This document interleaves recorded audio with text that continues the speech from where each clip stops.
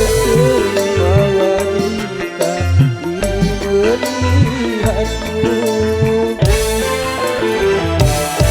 Lalu aku jadikan dirimu permaisuri dalam hidup. Ku curahkan dan ku letakkan jiwaku di atas jiwamu. Negara Indonesia.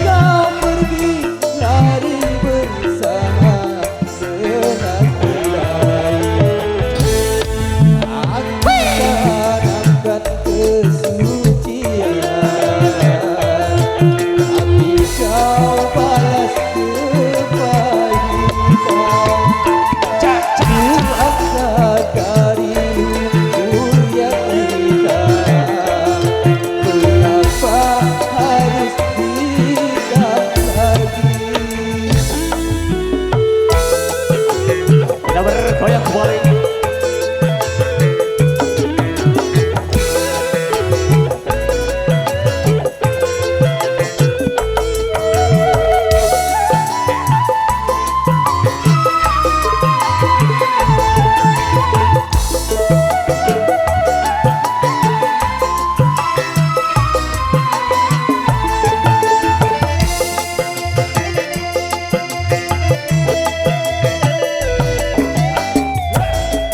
Itulah pengorbanan diriku dari harta cinta sampai rata, agar kau kembali ke jalan benar, jalan yang diridhoi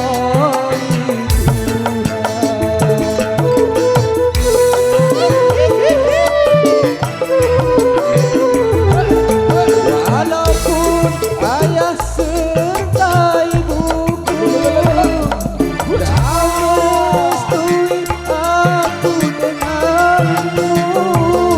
Ku tinggalkan mereka berdua demi untuk hidup bersamamu.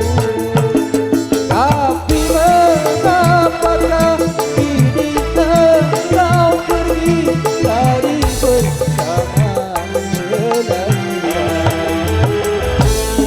Aku tanamkan kesucian, tapi kau balas kepahitan.